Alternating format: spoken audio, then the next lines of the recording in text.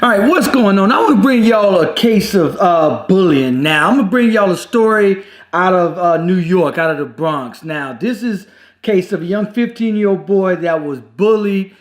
No, actually, the 18-year-old boy was bullied. The 15-year-old boy was bullying him. I don't know what the hell they still doing in the same classroom. But the case of bullying has to be addressed, especially in the black community. In every community, actually, especially with this day and age of social media. And what happens is a lot of kids end up committing suicide, or like in this case, it ends up deadly stabbing. Now, the case, his name is Abel Cedillo. He's gonna fatally stab. Now he's gay and he looks. It was some type of racial slur, so he looks like could be biracial or whatever. He's gonna end up stabbing a 15-year-old boy to death. Now I'm gonna show you guys a news clipping of the mother who held a press conference and she wants justice. However, my point is going to be this. Who should the justice be aimed at? Should it be aimed at the young boy that was being bullied who stabbed her son? Or should it be aimed at the school? Take a look. Well, he didn't show today, but he has to show, so it doesn't matter. He has to show. I have to see him eventually. And I'm going to be at every court appearance.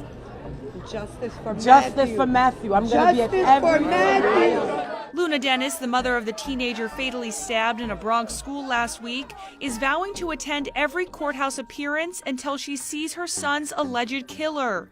Dennis thought Tuesday would be the first time she would go face-to-face with Abel Cedillo, who was accused of killing her son Matthew McCree last week.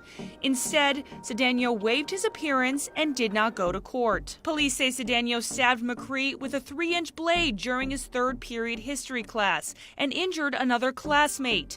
Investigators say Cedillo had a history of being bullied at school. The day after the stabbing, the school, the Urban Assembly School for Wildlife Conservation, installed metal detectors and a janitor found a second knife in the same classroom. But the family's attorney, Sanford Rubenstein, said the safety measures should have been taken earlier and that the case highlights serious issues in New York City public schools. This case goes far beyond this courtroom in terms of its importance to the people of the city. There are serious issues which have been raised. Hours before going to the courthouse, both Dennis and Rubenstein stopped by the Pix 11 Morning News. Now, I want to stop the tape right here, and I want to point out something.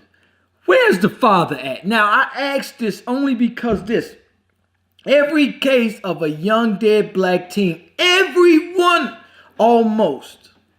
If you see 100 tapes of a dead black teen, 99 of them going to have no fathers. And that's the biggest problem in the black community. That's a problem we must address in the black community, is the lack of fathers. The reason I say this, the only reason why I bring this up, the lack of fathers, because you guys are going to see in this classroom, her son was bullying this young boy. And not only was he bullying this young boy, struck the young boy first. And that's when Abel Cedillo pulled out a knife and killed her son. Now, Abel Cedillo should not have killed her son, no question. However, once you backed against the wall and bullying, but, Abel Cedillo should have went to the school officials, of course. But we all know but my point is this. As with no father, black community, what happens is these kids do stuff like this. They bully. They have aggressive, 10 times more aggressive behavior. This is a fact. This has been studied. Even at the age of 5 and 6, they are more aggressive. Anger, they're lashing out because of no father in the household. And that's the biggest problem in the black community. But let's go here with the story.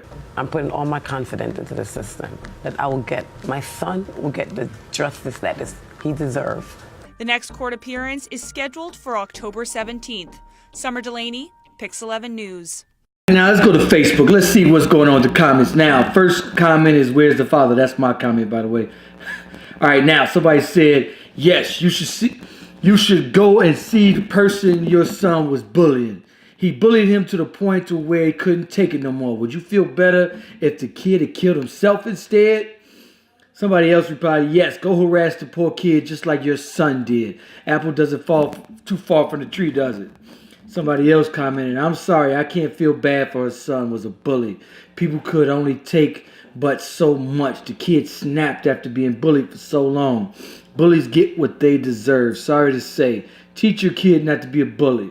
Somebody else put, this is a tough situation, but I think respect starts at home, and maybe this mother did not teach her son to respect others who may be different. As for the lawyer, what a clown. I think now money is the issue. Now, how much can they get? Yeah, the lawyers are greedy, blood-sucking, and obviously, they always come when there's some money involved, when they can sue. Then they're going to take the family for 30-40% anyway. Just looking for a payday. She doesn't even look sad. I wouldn't even be able to breathe if that happened to my child. I like how y'all didn't show the group of supporters throwing up gang signs at the end of her speech. Sorry her son died, but I don't feel the product. I feel that he was a product of everyone he had around him. Somebody else put, as a mother, I can feel her pain, and it's something you don't wish on no one. I can understand her anger.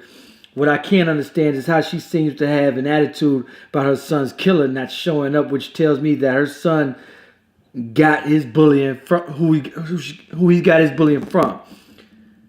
She needs to be a little bit more understanding. All right, now somebody put he needed a GoFundMe page to hire a real lawyer. He can't beat this case. He was bullied for being gay, period. No debate. She failed her son as a mother. She didn't teach him that bullying others is very hurtful. This mother needs to take some responsibility.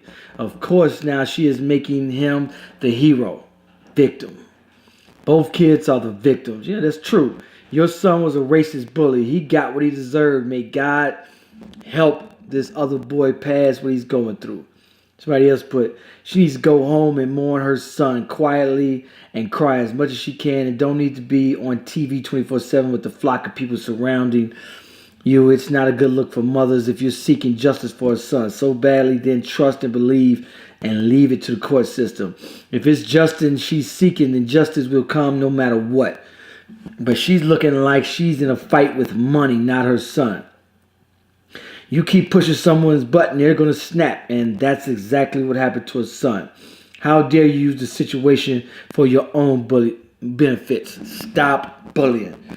Right. And this is a serious situation, man, and that's why you see my comment was, where's the father?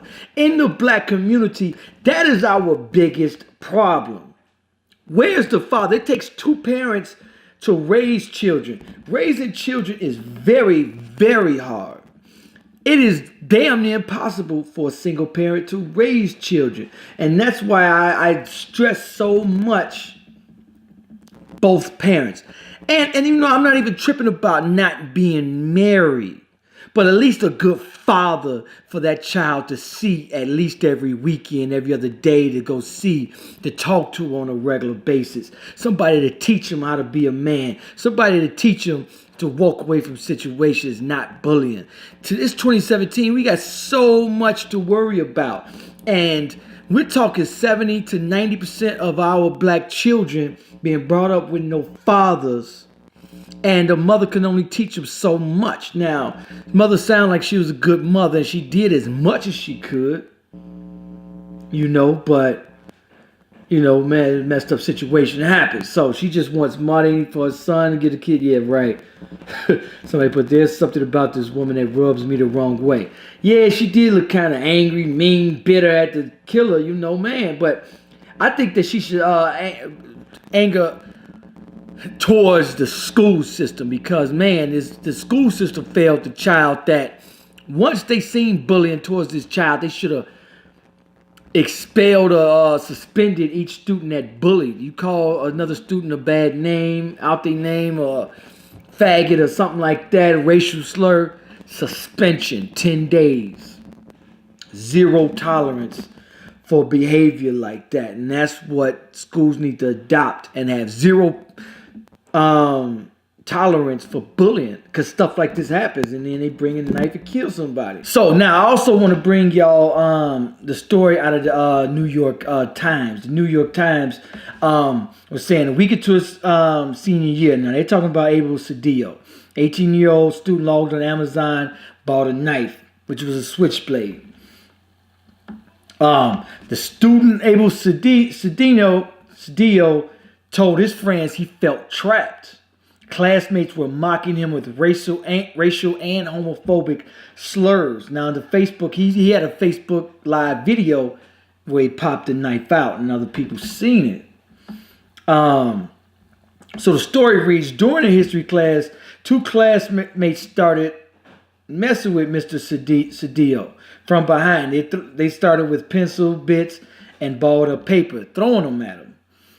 And Mr. Cedillo told detectives the other classmates had been harassing him at the school. He got up, went to the bathroom, but when he returned, the tormenting continued. He stood up, turned around, and said something to the young boys that was harassing him. And the other young boy said, "What did you call me?" One of the classmates, Matthew McCreed, which is dead. This is a young boy that died. He stood up and said, "What did you call me?" Matthew McCreed, who's the dead teen, is 15, walked up to Mr. Cedillo and punched him. Now, my question is going to be this: why in the hell is a 15-year-old and an 18-year-old in the same class? And that's another thing. Even in Chicago public schools and New York public school systems, it's so horrible in these school systems because they're put. Matter of fact, when I was in the Chicago public school system, I was in the 5th and the 6th grade together. Now, you know, teenagers, especially if you got a 15-year-old and an 18-year-old. Now, this could have easily been the 18-year-old bullying the 15-year-old, and that's horrific. Ain't no way at that age those age differences should be in the same classroom. What the hell are they learning 15 to 18? That's odd. But the case is this, man. Bullying, I feel that the school should address it right away. Zero tolerance for bullying. Bullying is becoming a big issue because of social media, of course. You can log on to Facebook and talk about somebody and humiliate them with one post, and the entire school will see it instantly. Teenagers are very rough. Now, this is even the case with a good parent, a mother, and a father. No matter how, bullying is here to stay, and it's you have to teach your children bullying is wrong. This is something that we must teach also with our ABCs, 1, 2, 3s. When you go to school, bullying is not tolerated. We have to teach our children this. And parents, if you get a call that your children is bullying someone, you must get on it instantly, right away. That is a very serious allegation. I mean, we got emails. I mean, we can easily get in contact with parents nowadays, so it shouldn't be much to get in contact with these parents. So, who should be held accountable? Honestly, I think who should be held accountable is the school systems. I want to see, did this student report this bullying? Did the teachers report this bullying? Why didn't the teachers step in right away? There's a lot of answers that we need. And in this case, you know, man, it is very sad, tragic. Matthew McCreed, he's only 15. He's gone. Of course, the mother's very upset. Of course, who wouldn't be? It's a very sad case coming up out of New York, and this can happen anywhere. And it does happen everywhere. And unless we address bullying, you know, this type of behavior will continue. But I will still point out every chance I get the lack thereof fathers in the black community. A lot of people disagree with me being the number one problem in the black community, but I beg to differ. Bullying, no fathers in the black community is the biggest problem in the black community. Fatherless children have much more aggressive behavior. Proves it. This young boy walked up to him and hit him. They act out. They lash out. This is a fact.